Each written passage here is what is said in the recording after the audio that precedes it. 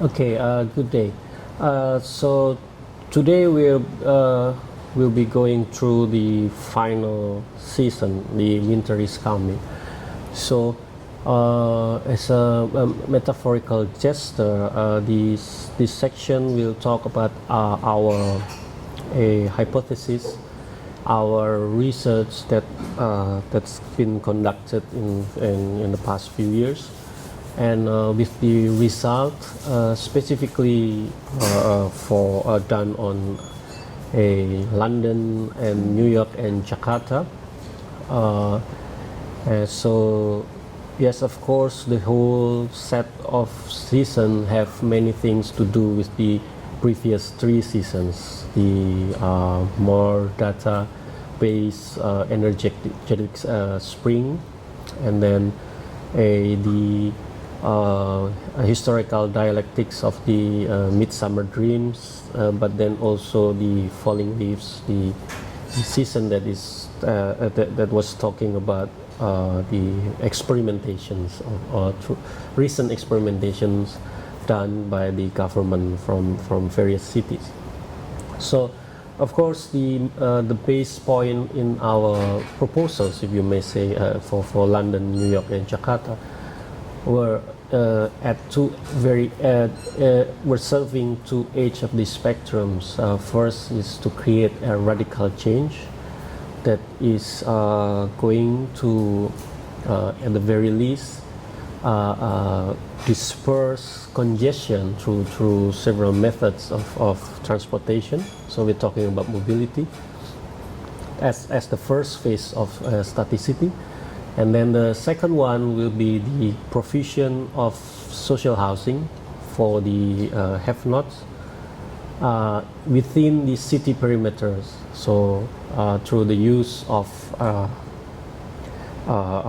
through the intervention through the forbidden geographies, which is the geographies that are not usually utilized, especially for things like housings.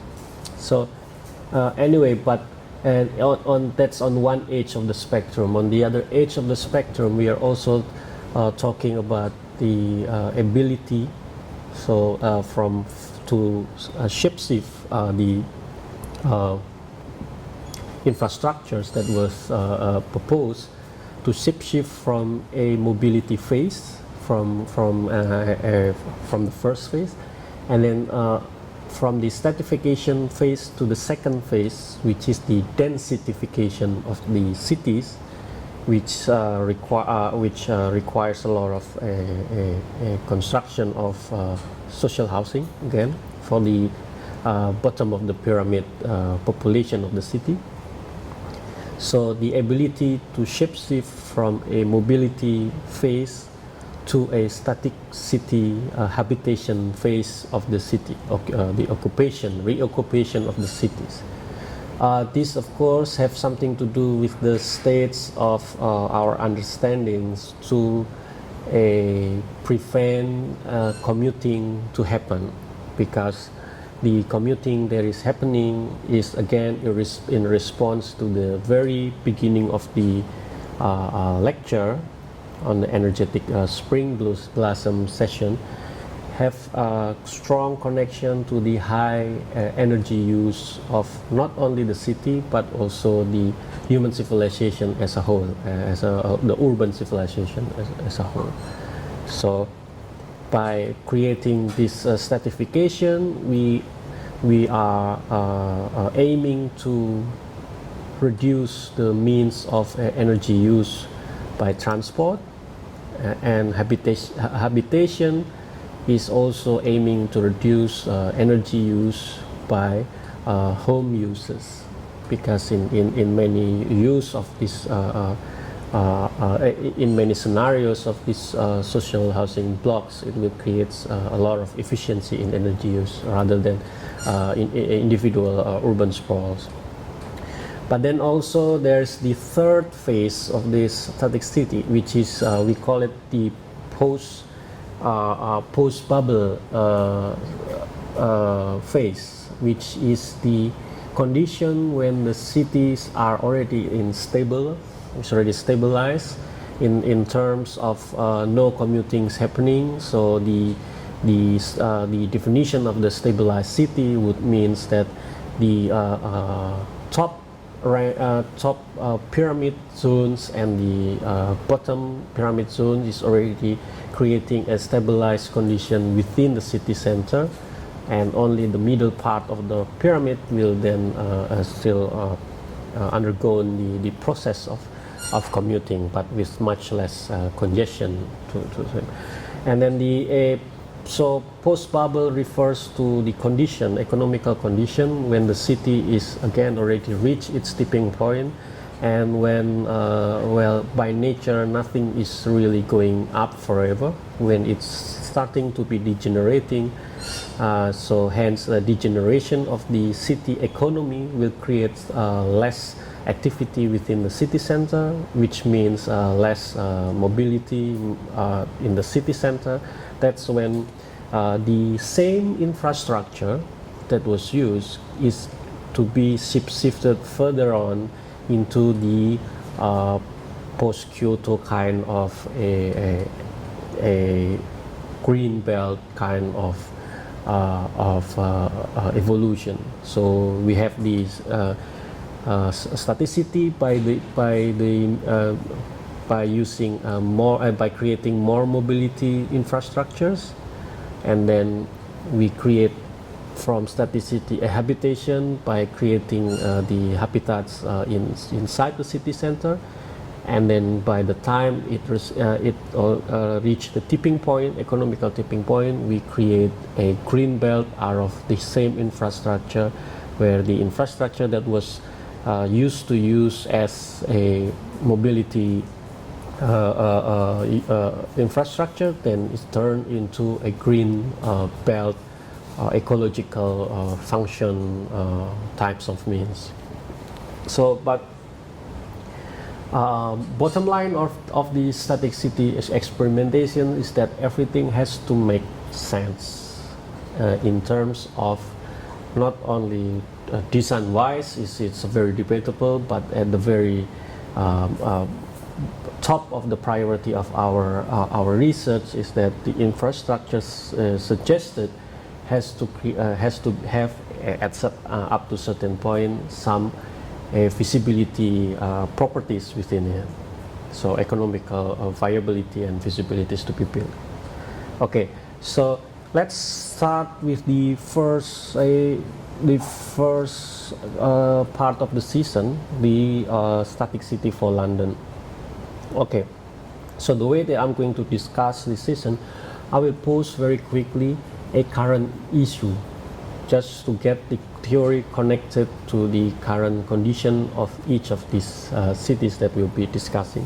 So first, the current issue of London. This is just happening right a month ago or a little more than that. So the Patrick Schumacher, the 8 points prescription to London housing crisis. So London is currently having a high housing crisis like many other mega cities, and we've been talking about this condition in the past few presentation, the previous presentation class, and there is actually this speech made by Patrick Schumacher. So Patrick Schumacher is the director of Zaha Hadid Architects, is probably one of the foremost well-known architecture firm from London. So he has mapped a solution to London's housing crisis that involves getting rid of regulations, privatizing all public space, and scrapping social housing. Speaking at the World Architecture Festival in Berlin, the architect presents an 8-point plan for what he would do if ever elected mayor, in a bid to make the city housing provision more efficient. So he also advocates foreign investment into property and gentrification. He claimed this would all help London to address the affordability crisis. Affordability crisis goes both ways, for the buyers, for the consumer, as a demand-wise, But this also goes the other way to the developers, which is the supplyways, the provider of these infrastructures. We do not have a real market in real estate provision. That's why we have a housing crisis. Housing for everyone can only be provided by freely self-regulating. So we're talking about a non-centralistic means of governance and self-motivation market process. Schumacher criticized the press for demonizing foreign investors who buy second homes in the city, in London. So he said that these figures should be welcome, even if their properties are left empty for several months of the year. Foreign investment capital coming into town should and would be great news, he said. I know a lot of people that have second homes in London, and I'm so glad they do. They continue. Even if they are here only for a few weeks and through some key parties, these are amazing multiplying events. He said the real tragedy was that social housing tenants have rights to precious city center properties. The fact that someone has had the privilege of a subsidized central location for some time, in my view, should not establish ownership, he said.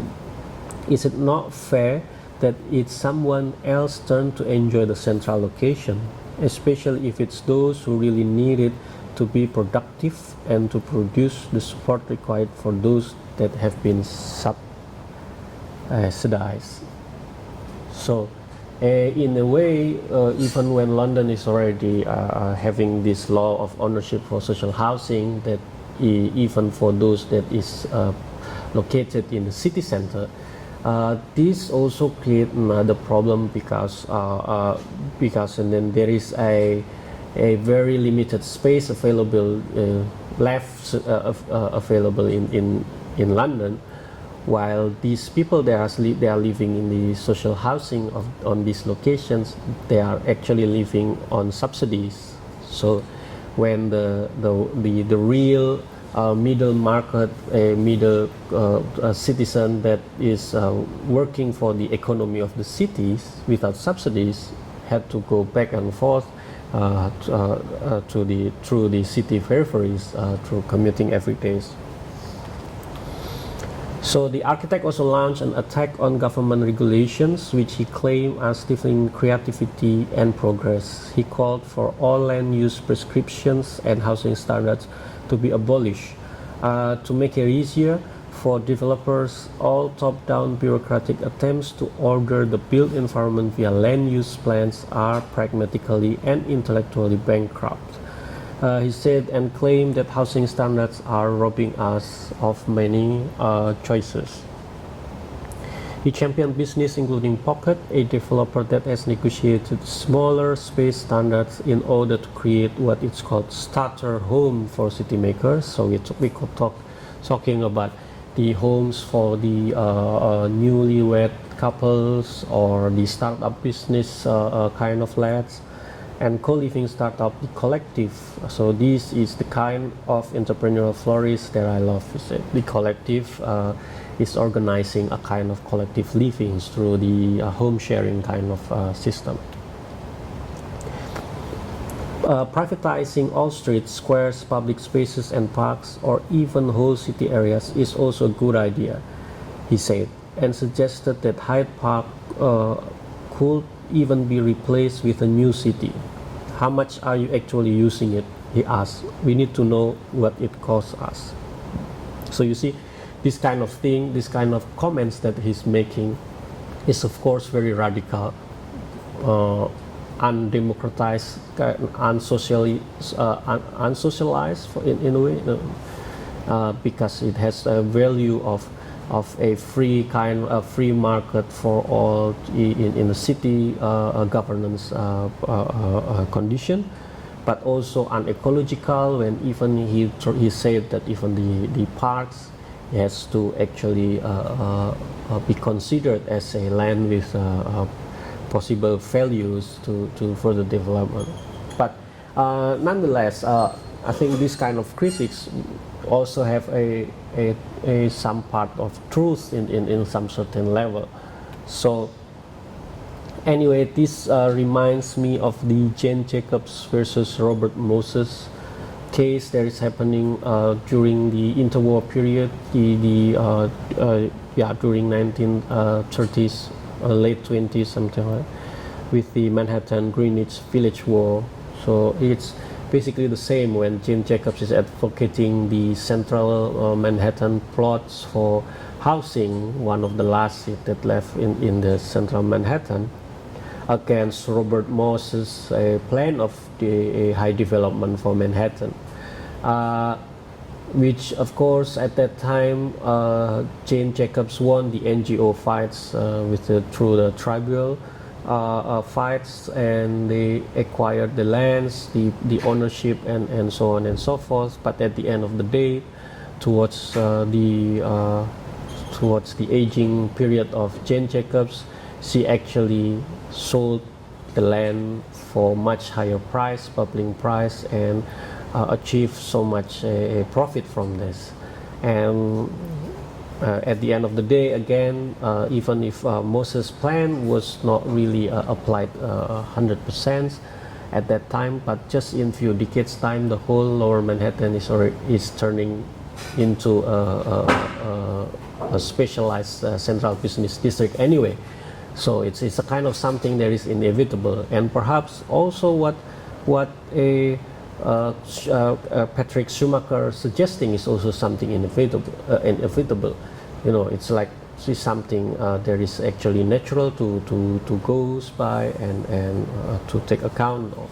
So, and anyway, we'll be talking more about Manhattan later on the next session. But I just need to make a note that even after the whole development of Lower Manhattan to be a super specialized business district, it is actually this super specialized business district that had made the economy of Manhattan and New York and the U.S. as the whole works. So these are sometimes we call this can be some of the condition of the that is inevitable to be done. Okay, so yeah, but I am skipping the 8 points because these 3 things are actually already summarizing the whole thing. So anyway, so as we have been talking in the Summer Dreams, we are talking about the European cities that are much more into a network kind of radiant cities, or state-of-the-art archetype, if you may say, dated back to Le Corbusier kind of radiant city, which is combined with Arturo Soria-Mata's kind of linear city, which is very different to US condition. So hence we are heavily connected to the our research were heavily connected to the early studies of the MRT line of London. So from this whole chart of London, just to make some accounts, this is the central London connections. So the same with the case studies that we've been talking with Paris on the recent experimentation done by the government. London is also divided into 2 geographies, northern and southern, by the Thames River, as to Paris is by the Seine River. And as you can see, the gentrification of economy in London is actually not going on the equal development of the both bands of the river side. You can see the northern side of the river has much more development rather than in the south, and also goes with the economical development of the western and the east, because the eastern London was usually considered as the poorer location of London, and hence that's why the Olympic Village was built in East London to gentrify this a whole new power, a new catalyst for urban development. So anyhow, so we also noticed that in London there are many rings of transportations, which the Ring 1 and Ring 2 are the only two rings that have the same base fare. So going out of Ring 2, the fare of transportation is expanded. That's the first finding. The second finding, we also found that the periphery of Ring 2 that makes the difference between Ring 2 and Ring 3 transportation were made of this overground railway system. So it's a circumference kind of railway, but it is overground. This is important to be noticed because the rest of the networks inside are all underground. So the whole peripheries of Ring 2 are overground, excuse me, except for this part, which is an underground tunnel.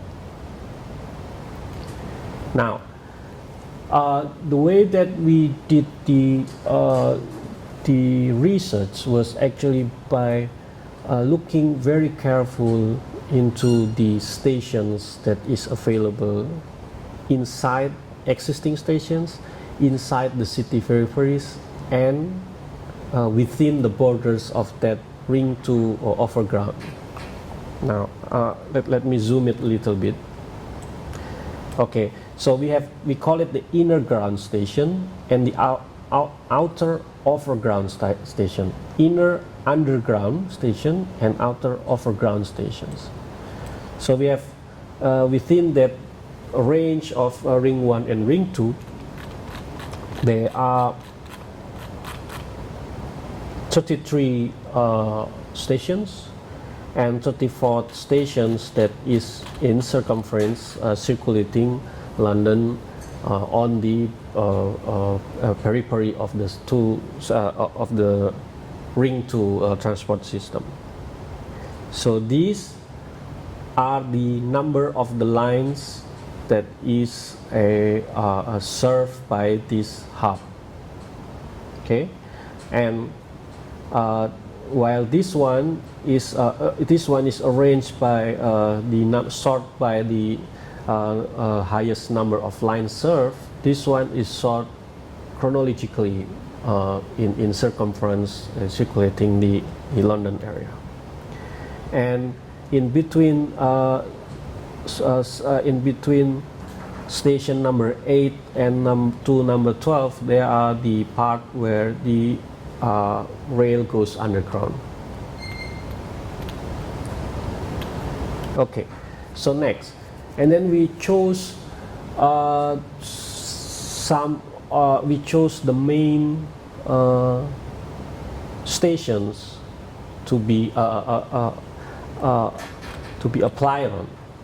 So of course, these inner underground stations are chosen through their lines, the number of the lines. So from 3 lines served to 7 lines served. But then also there's an exception of Gloucester Road and South Kensington, each only serving 2 lines, but with the assumption that Gloucester Road and South Kensington can be, in regards to its location, can be merged into one station. While the choice that is given to the outer overground line is more on the distribution condition of the location of each of these lines, to make sure that we have stations that are distributed evenly throughout the circumference of the lines.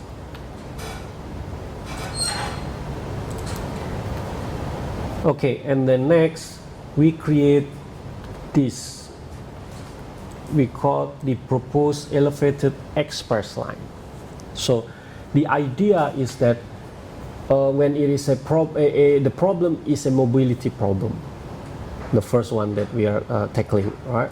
Now, a mobility problem, but it is based on population that is already used to the use of MRT. So it's a very European kind of citizen, not American type of citizen. Okay, so the answer must also have something to do with the MRT for mobility. Now, the first stage, the stratification stage, is compromising the enhance of mobility. How to do that? We do that by creating 12, by proposing 12 elevated express line hubs that is going express. So only two stations, the inner station and outer station. This is the reason for this is just to create a condition where people can be transport in and out, commuting through the second, but only through the edge of the second peripheries of the second zone in a very fast way. So we created this hub. These are express. So 0.1 code A and 0.1 code B. So 0.1 only goes to 0.1. A is inner, B is outer. So 0.2. So basically, this is like from South Kensington and Gloucester Road all the way to West Brompton. It's a quick condition. And King's Cross to Highbury. Okay, so that's the. I will show you the diagram for that. So you see, these are of all the 33 and 34. So a total we were calculating, researching 67 different kind of hubs. We chose 24 hubs. These are the 24 hubs and where they are each located. For the nodes, you can see from here the 1B, all the B stations are located above the railroad overground circumference, and then it's based on its disparity of location, so we can have evenly distribution of this line. While all these the inner ones are located inside, and they are based on the traffic or on the sum of the intersects of within these maps. So what do we do with this? Is we creating. Okay, this is just to show this is existing condition of the class 1, 55th Street. This is the class 2, 45th Street. So we have class 1, 55th and 45th as a class 2 street, and we have the ring 2 overground railway. So this is going to ring 2, this one is going to ring 3. These are the existing. So the proposal was to create a connection between these. Now, having decided this connection, direct connection from A to B, we then we propose the roads for each of these line travels.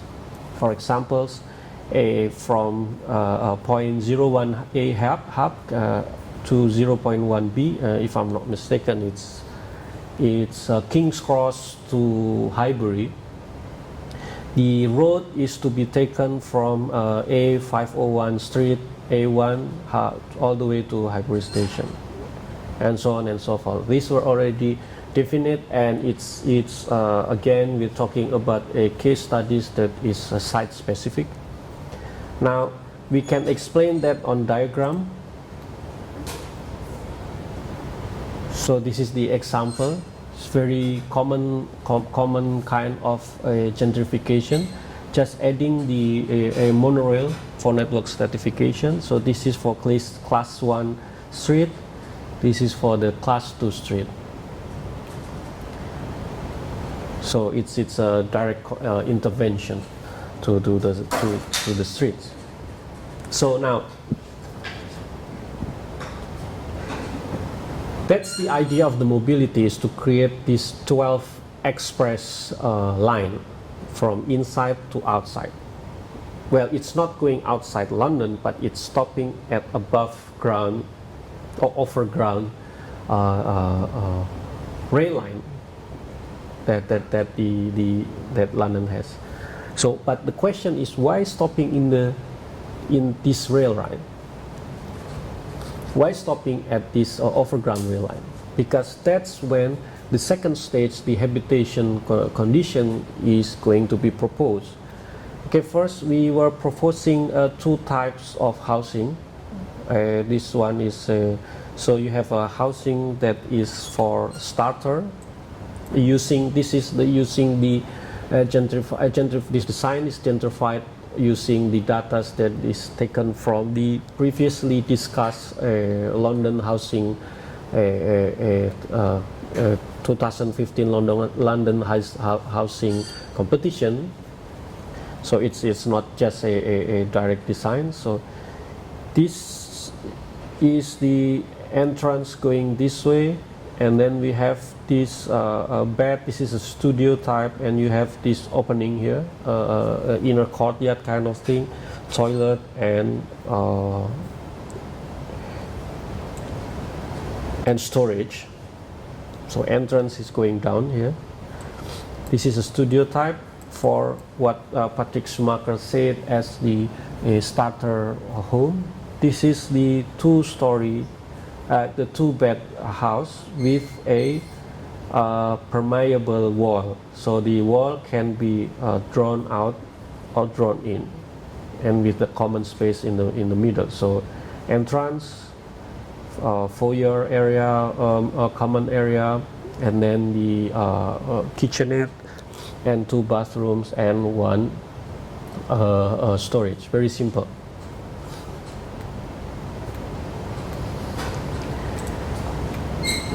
Okay, so this is how it looks. As you can see, this is the studio type. This is the two-bedroom type with walls that can be retracted. So the walls can go retracted. This is what it looks like. It's an entrance going from above, where you have actually street piazzas above them. Now, the question is where to build this house. This is where the house is. So, why we're stopping the express line on the overground circumferential line of London is because that's where there is available forbidden geography in London. That's the only place where it is because of course we have the condition where we have the river as a forbidden geography, but it's a whole different concept with these first world countries, developed countries and developing countries has different culture towards urban culture towards the usage of rivers. Developed countries, they already use the river as a point of interest where every part of the city is actually viewing towards the river. Hence, even as a forbidden geography, you cannot really use that because it's already being part of the cities. Different story with the developing countries, because the developing countries' buildings tends to look against the river. So it has its back on the river.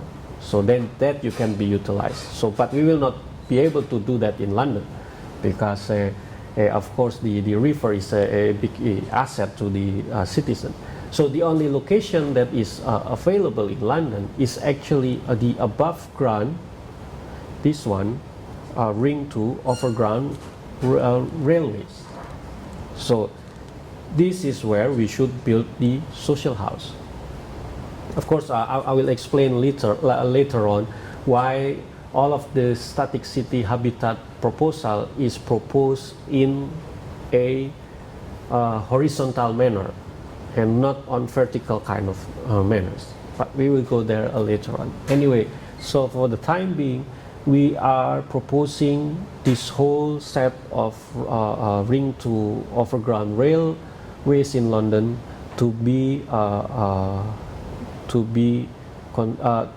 the location for the construction of the social housing, the new typical typological micro social housing. Now, and then the next one is that using the same gentrified data, and then we're proposing three different kinds of three different options of development. How to develop the whole thing in phases. So we can have the quadrant option, we have the dispersed option, we have the sectoral options, each with its own strength and weakness. And these are the calculation of how to do each of these quadrants. So to make it simple, I will show the diagram for that. Okay, so first we do the quadrant development alternative. Oh, sorry. Okay, so we have the line 1 going directly to 1B. This is the certification phase. So we have the express line elevated railway going from here to here. So these are to be the first 4 infrastructures to be constructed in the first phase. Okay. And then having constructed this, the next one, due to the stratification, is that the phase 2 is to do the line 12A, the line 12 express route line, the 10th, the 8th, and the 2nd express. Now, while constructing this, we can also construct the habitat in between express road 1 and express road B, and in between express road B and express road 3, and in between express road 4 and 6. So when we already finish this, people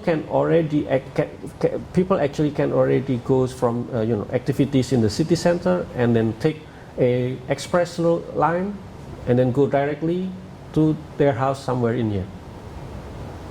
So it's a quick commuting, but it's not commuting outside the city center, and it is actually direct commuting to the location of their house.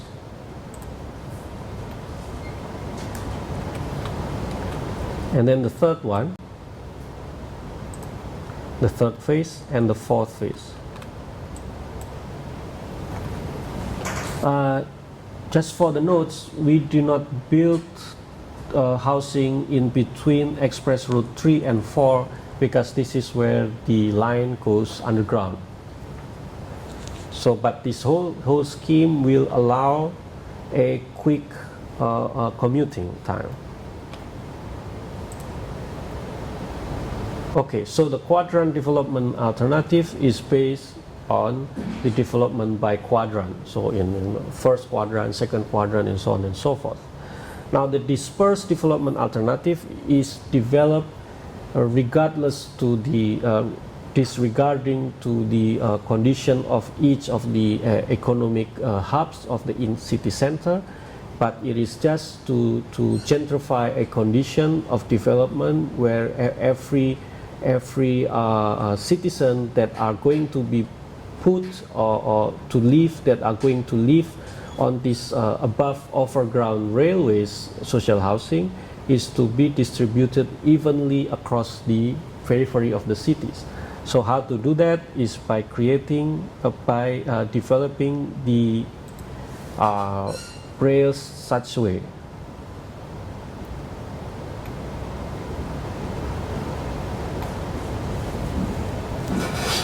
So it's an evenly distributed kind of gentrification.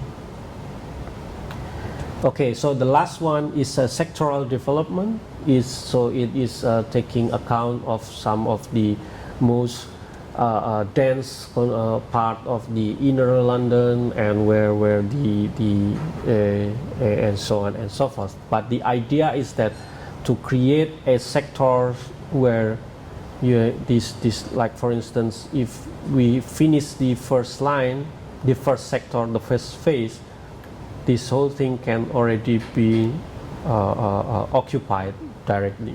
So a sectoral is more into a kind of a development through this whole condition where people can directly move into the social house in a more efficient way.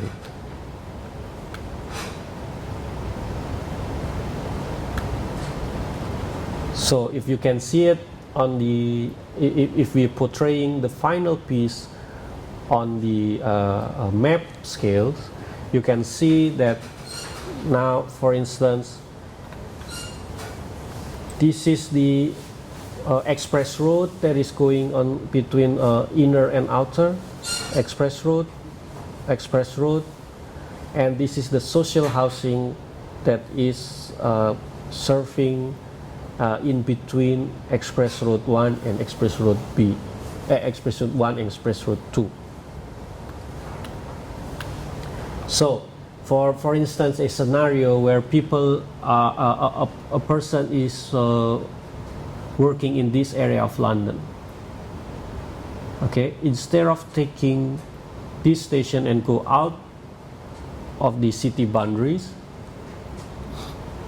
the citizen can buy a social housing either on this way or on that way. So at the end of the day, when he finishes his works, what he need to do is just jump into the Express Road 7A, and then this Express Road 7 only goes one direct express to 7B, and then get out at this station, and then by half an hour or so you'll be home already. So you can see this stratification and habitation conditions is actually, densification and stratification condition is actually working together to create a more balanced mobility and habitation towards the city center. Now, again, if the whole scenario is already reaching a tipping point, a economical tipping point of London, and London is already in the condition where it does not really develop anymore, further anymore, then we are prepared to do what is called the post-bubble condition scenario, the third phase of a static city. So the post-bubble scenario is actually going nowhere. What we propose with first bubble scenario is just to alter, you can see,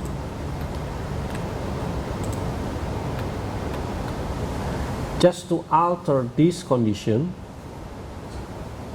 express road, into a post-bubble road. Okay. So how do we do that? For instance, right, we have the typical cross-section of London existing, and then we have the post-bubble optimization. Can see? Okay. Now, what is the difference? The difference is that once the city is static, meaning there are less people going in and out of the city, because the bottom pyramid is already living in the city on the railroad on here, right? So what we do is that instead of having all of this road, we can slowly take away the road and makes it a public use. For instance, from this this condition to this condition. You can create a new urban farming, you can create new park or whatever, until at the end this whole street sometimes can be even occupied when there is no more movement needed. So we do that in class 1, and then we can also do that in class 2. See?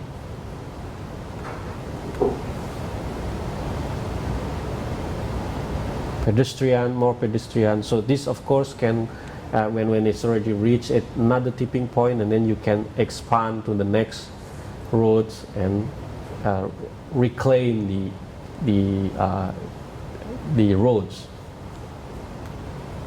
Okay, so that is the condition where we are proposing for London, which is again very much affordable to be built, very much makes sense, and of course we will show the impacts of this in calculation much later on the last session of this seasonal discussion.